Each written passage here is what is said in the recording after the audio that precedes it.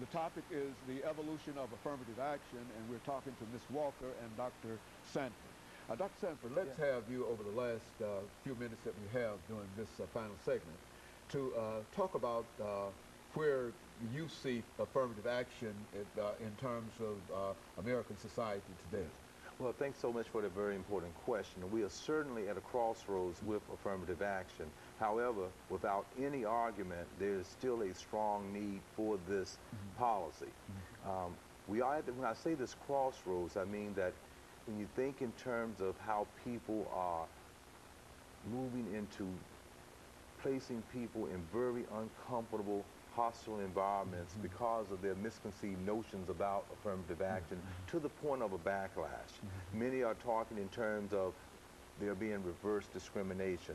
Dr. Alan Johnson, in his book entitled Privilege, Power, and Difference, talks about if there's one particular position, 500 people trying to apply for it who are indeed qualified for it, and if there's one European American person that gets that position, say in a high-tech type of a situation, then everybody feels like, well, it's a qualified person, then it must be okay.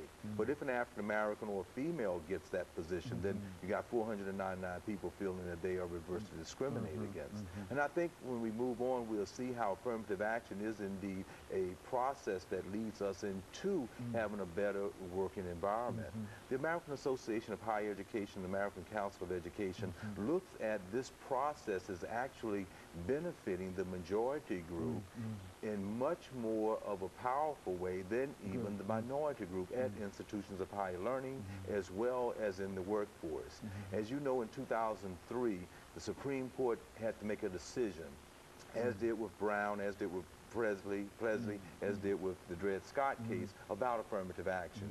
And we was a slim margin of having support for it. So there is still a need for it. This whole notion of a compassionate, conservative type of society is not bridging the gap between the racist, discriminatory, and sexist type and homophobic type of environment in which we still live in today.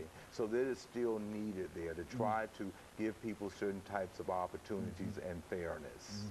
Very good. You know, Ms. Walker, I think you mentioned earlier about the distinction between diversity and affirmative action. Let's have you to speak to that. Right. Affirmative action is actually the process to get to equal employment and diversity. A lot of people want to talk about diversity, but they shun affirmative action. Well, you can't get to diversity without having affirmative action, this fair and open process that brings in qualified people. You just don't get there because people tend to do the same thing that they've always done. So if you don't have a program that requires people to do extensive outreach, to advertise in the right places, to have a fair job description, to bring people in and not to have harassment and discrimination in the workplace, then you can't have diversity. All you have is a revolving door. People coming in and people going out and filing cases of discrimination because they're not treated well in the work environment. So we have to understand that even with affirmative action, we don't get the kind of diversity that we should be getting at this time because people are still dealing with nepotism, bringing people, friends, families. I speak about the extensive form of nepotism and also putting people in place because it looks good to the community. That is putting African Americans or Native Americans or whoever in place who are not qualified.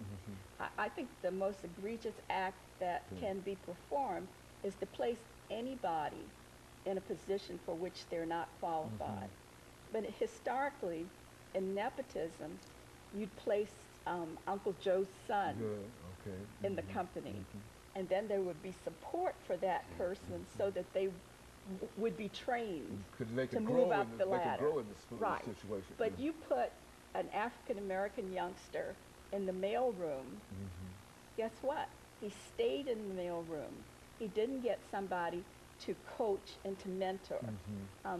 If you ask anyone in the higher echelons, you will find that they were mentored.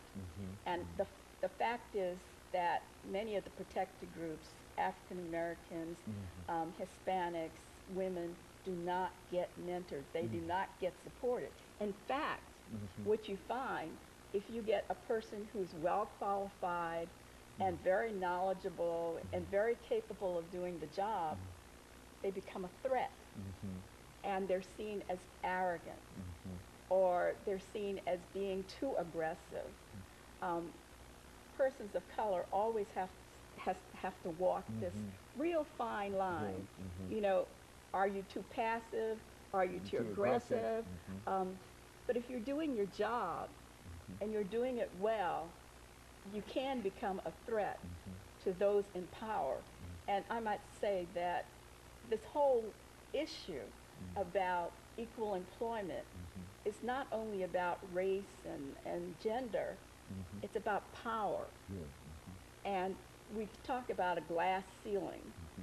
African Americans and Hispanics and Native Americans feel that they have a concrete ceiling that we can't get through. They can't even see through it. So we're trying to get people into positions where they can make policy, because we find out if we get people of color in positions where they are able to make policy, the other groups get very upset, get very threatened, and they want that person out of place.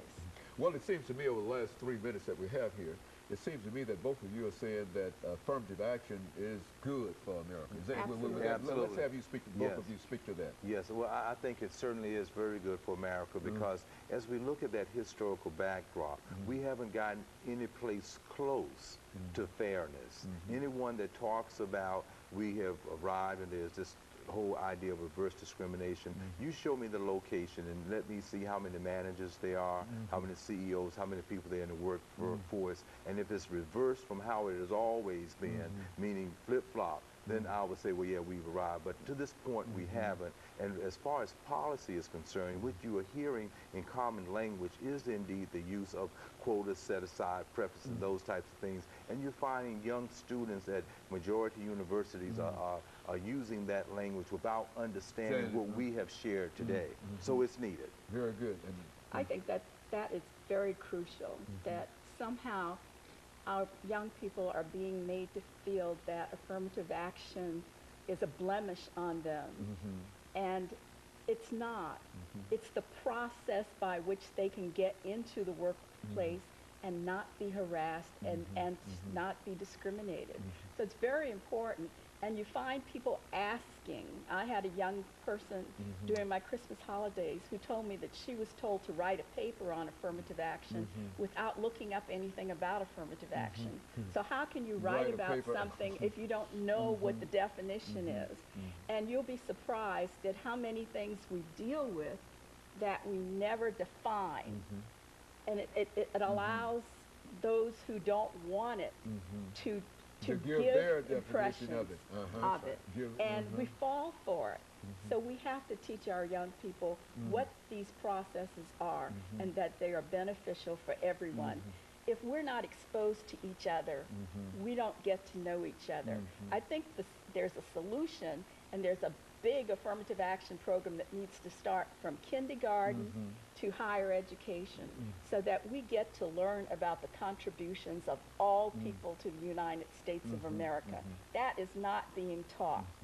Therefore, there are some groups that are stereotyped, and we think that they are lesser than. But we're all contributed to this great United States of America. I'm proud to be an American, but I'm not proud of the fact that our educational system has not provided to our young people the context in which they live, the truth about how the United States was formed and how we came to contribute and to be proud of those contributions. Very good. 30 seconds, and before we end the show today, any final statements, Dr.? Yeah, absolutely. I concur with Ms. Walker 100%. This is a need that we still need to continue to work on. It is through education and dialogue that we can reach some type of common ground. But we have to have true education, talking about the issues, not putting them under the rug and trying to placate it. We have to get them out there and talk about them. Very good. Let me thank you, Dr. Sanford, and you, Ms. Walker, for coming by and giving us that excellent information about affirmative action. I think that even some of the things that we've said will indicate that not only is there a need, but it would be certainly to the benefit of the country. And I thank you for that information. And let me encourage our audience to tune in again next week for another informative edition of Comments. Thank you and good night.